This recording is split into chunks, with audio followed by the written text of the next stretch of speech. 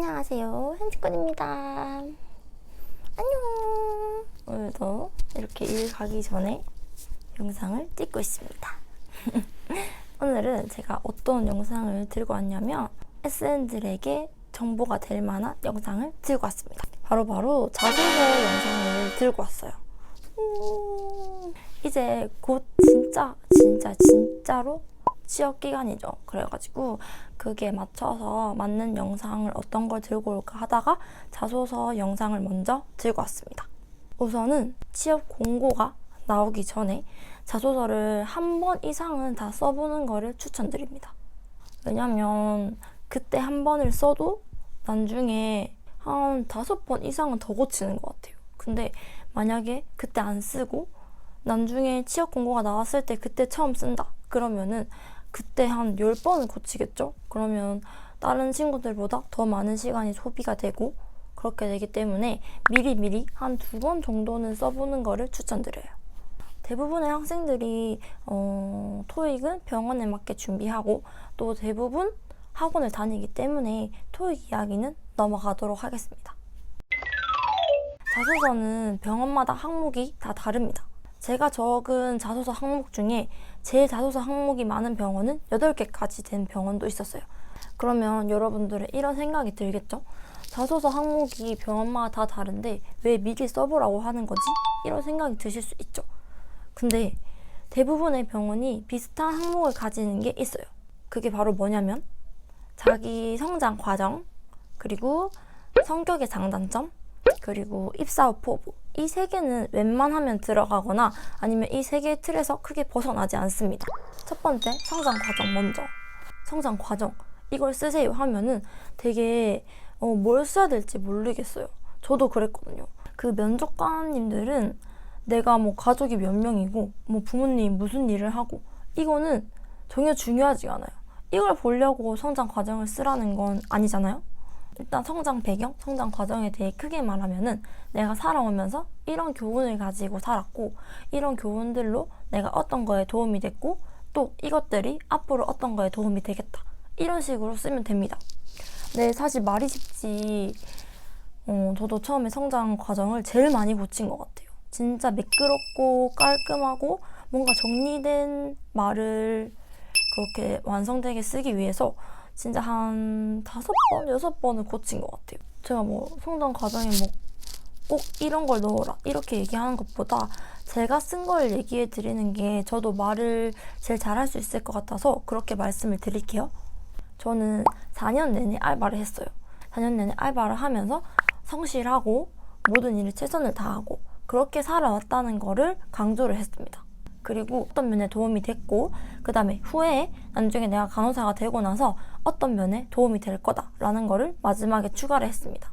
사실 자소서라는 게 진짜 여러 번 고쳐봐야 돼요. 자소서라는 게 자신의 이야기를 써야 되잖아요. 그렇게 해야지 나중에 면접에서 자소서 관련된 면접이 나왔을 때 매끄럽게 질문을 답할 수 있어요. 그렇기 때문에 제가 이 영상에서 제 자소서 내용을 줄줄 읊어드리곤 싶지만 그렇게 되면은 계속 그런 방향으로 흘러가게 돼요. 그래서 제 모든 내용을 말씀드릴 수 없는 것은 이해해 주셨으면 좋겠습니다. 한번 이렇게 탁 이렇게 찾아치는 게 트이면은 그 뒤로 줄줄줄 쓰게 될 거예요. 그 다음은 성격이죠. 사실 성격을 쓰라고 하면 성격의 장단점을 쓰라고 하는 데도 있고 자신의 성격을 쓰라고 하는 데도 있어요. 자신의 성격을 쓰는 데면은 성격의 장단점을 쓰는 거를 추천드립니다. 장점만 쓰는 게 아니라 저는 장단점 중에 단점을 조금 더 길게 썼습니다. 사실 장점을 쓰라고 하면 대부분이 입에 발린 말이기 때문에 쓰기 진짜 쉬워요. 난 뭘 잘하고 이거는 사실 그냥 줄줄줄 나올 수 있다고 생각하거든요. 그래서 저는 여러 장점을 줄줄줄 늘어놓기보다는 임팩트가 될 수 있는 장점 하나를 쓴 다음에 거기에 대한 스토리를 썼어요. 이 성격의 장점을 가지고 이렇게 도움이 됐고 이런 일이 있었다. 이런 식으로.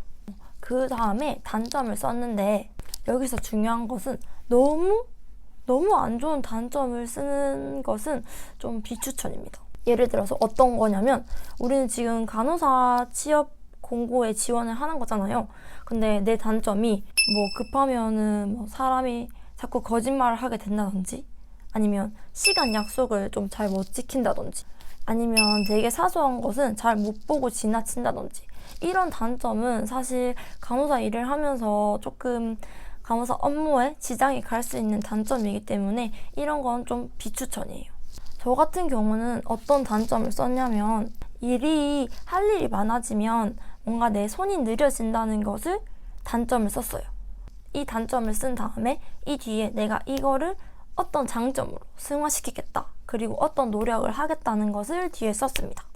사실 성격의 장단점은 대부분의 자소서가 비슷할 수도 있어요. 그래서 뭔가 내 장점은 쭈루루루루루루 이거고 내 단점은 쭈루루루루루 이겁니다. 이렇게 하는 것보다는 그냥 한 가지씩만 아주 크고 그리고 좋은 장점, 그 다음에 잘 고칠 수 있겠다는 단점 한 가지씩만 뽑아가지고 거기에 대한 스토리를 쓰는 것을 추천드립니다.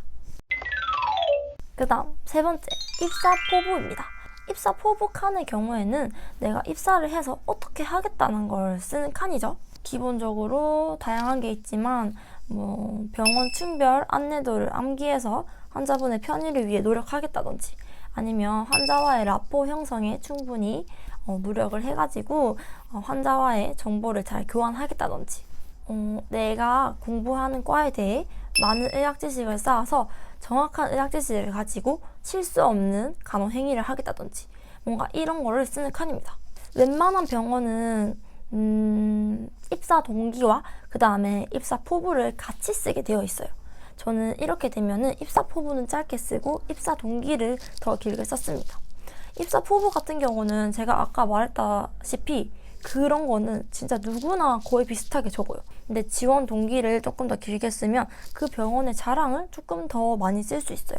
그러면 내가 이 병원에 얼마나 알아왔고 이 병원 사이트를 열심히 얼마나 들어갔는지, 그런 거를 뭔가 더 표현을 할 수 있기 때문에 저는 지원 동기를 조금 더 길게 썼습니다. 이 정도만 하면은 될 것 같습니다. 이 세 개만 진짜 매끄럽게 준비를 해놔도 나중에 돌려 쓸 수 있어요. 만약에 이거를 미리 해놓으면 그 뒤에 수정하는 시간이 조금 더 줄어들겠죠. 그리고 제가 병원마다 항목이 다 다르다고 했잖아요. 이 세 개의 기본 항목이 들어간다고 치면 이 세 개를 미리 해놨잖아요. 그 병원만 있는 그 특이 항목에 조금 더 시간을 쏟을 그런 여유가 많겠죠. 제가 넣은 블라인드 병원의 항목을 조금 말씀을 드릴게요. 여기 위에 보시면 제가 어떤 병원에 넣었는지 대충 감이 오실 거고, 네이버 카페에 간준모 카페에 가면은 대부분의 정보가 다 있어요. 그렇기 때문에 이 항목은 제가 말씀을 드리는 겁니다. 거기에도 공개가 되어 있기 때문에. 봉사활동 또는 내가 주변 사람을 돌본 경험, 그리고 조직에서 상급자와 일할 때 어려웠던 점과 극복 방법, 직무와 관련된 경험과 본인의 역할, 그리고 거기에 대한 추가 항목으로 그 경험이 어떻게 입사 후에 도움이 될 건지 그걸 적으라는 항목이었습니다. 아무래도 블라인드 병원이다 보니까 성장 과정 이런 건 절대 보지 않겠죠. 블라인드 병원은 자소서를 많이 보니까 뭔가 특이한 질문 이렇게 3개가 나왔었습니다. 그리고 이게 자소서 항목이 글자 수가 제한이 있는 병원이 있고 제한이 없는 병원이 있어요. 글자 수가 작아서 늘리는 것보다 많아서 줄이는 게 더 좋습니다. 자, 이 정도면 될 것 같습니다. 과연 도움이 되셨을지 모르겠네요.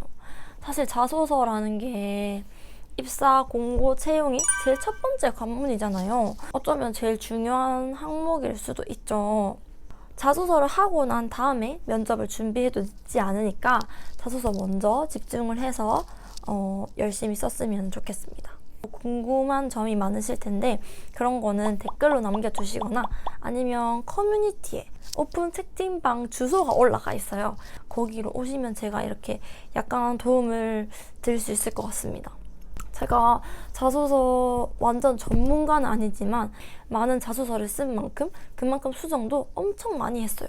그래서 약간의 도움은 되지 않을까 싶어서 이렇게 영상을 만들어 봤고요. 다음 영상도 조금 더 유익하고 조금 더 도움이 되는, 그리고 조금 더 알찬 정보를 가지고 돌아오도록 하겠습니다.